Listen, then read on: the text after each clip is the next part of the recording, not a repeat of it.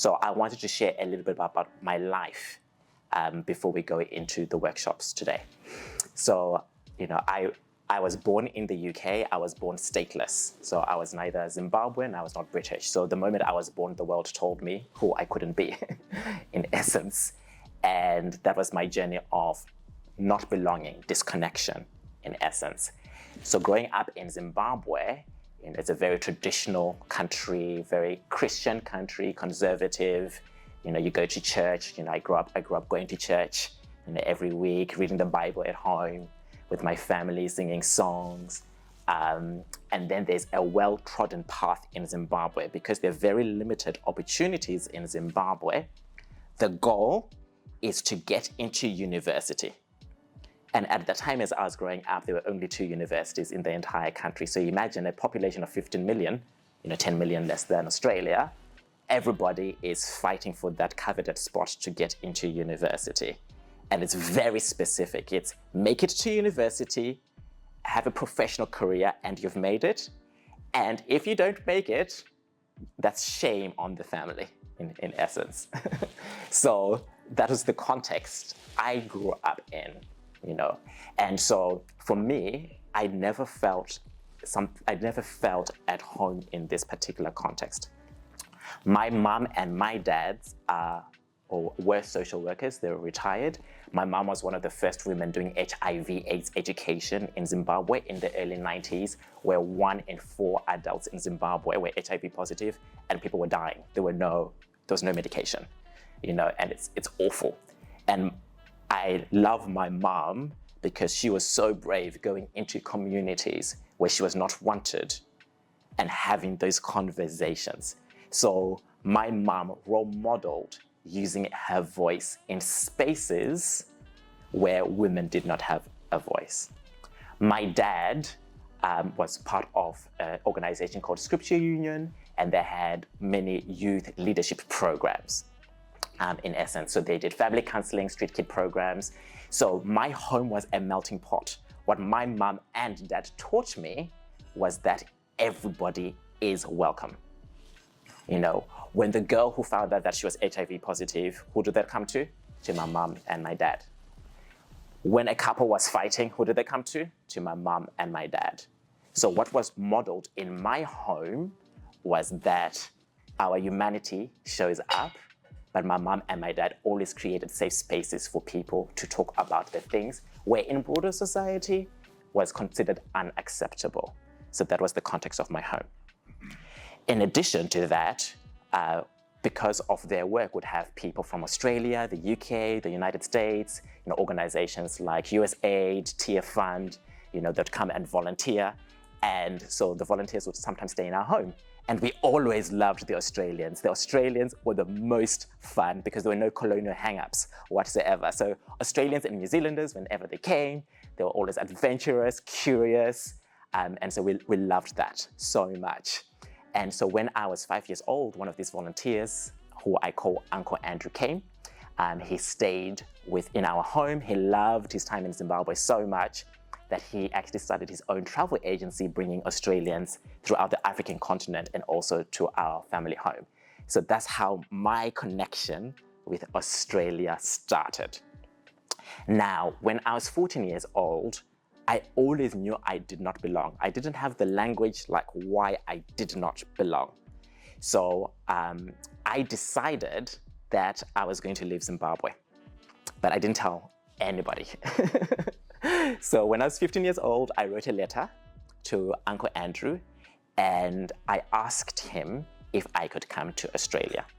Now, at that time, being a child, that's like unheard of for, a Black African child to write a letter and ask an adult. That's typically should be navigated by, the parents, mom and dad. So I already knew I was stepping outside the boundaries in that moment. 3 months went by, did not hear anything. And I was like, oh my God, I'm going to get in trouble. I've done something wrong. And, for 3 months, I would check the letterbox to see if a letter from Uncle Andrew had arrived. And every time there was nothing, I would be so disappointed. and my mom and my dad didn't understand what was going on for me because, 15-year-old teenager, so you think it's like puberty and stuff. Yes, maybe. But also, I had all these dreams in this letter for a different life than I had in Zimbabwe. One day, my dad comes home and he says to me, "What's this about you going to Australia?" And my Uncle Andrew had actually emailed my dad and said to him, like, why not? Now, this is what is profoundly touching. Uncle Andrew is not a wealthy Australian. He's just an everyday Australian. He's not a millionaire, he's running a small business in Box Hill in Melbourne, his travel agency, waking up at 5 a.m. in the morning, business owner, going to bed at 10 p.m., and here he is saying, yes, you can come to Australia. Went to different schools in Melbourne, shared my story. A school, Kingswood College, said, yes, why not? They gave me a part scholarship. And Uncle Andrew paid for my airfares. I stayed at his home. He was already looking after 4 other boys. He was a foster carer as well. So he was looking after 4 other boys in foster care. And that, of course, changed the trajectory of my life. That would never have been possible. My family would never have had the resources for me to come to Australia. Now, what was telling was that when I asked Uncle Andrew if I could come to Australia, as a 15-year-old, he was very clear about his own boundaries. He asked me how long did I want to come for. He told me that coming to Australia was living inside of a different culture. So he had concerns Australia would corrupt my beautiful African soul. That's what he thought. And also, he demanded of me to discover how I could contribute to realize my dreams. And I thought, he's crazy. Don't you know I'm just I'm a teenager with no money. An air ticket would, take 10 years. But he was very clear about his boundaries. And to have somebody be all in, Uncle Andrew, taking the actions, changed my life, because even today, I've learned the principle of being all in. In anything I do, I'm all in. So even though I practically contributed nothing to coming to Australia then, that conversation when I was 15 years old, and today I'm 39, I'm all in. The mentoring, the mindset there. Fast forward, finished, year 11, year 12, loved my time, loved high school. I loved it. It was amazing. To be in high school in Australia, for me, there were many opportunities. I was able to do my VCE, choose subjects which allowed me to follow the humanities or the sciences, so I loved it. Now, in high school was another turning point. Now, growing up in Zimbabwe, I didn't grow up playing sport. Playing sport is a distraction to studying. You just don't do that. Theater, people have musicals. Going to a musical is in the way of studying. So here I am in high school, and there are all these activities. You can go and, be in a musical, you can go and do basketball and play soccer. And I'm like, no, I've got my clear path in Australia to study. My friend Steve, he would be like, Rugare, there's the musical, Jesus Christ Superstar, do you want to be in it?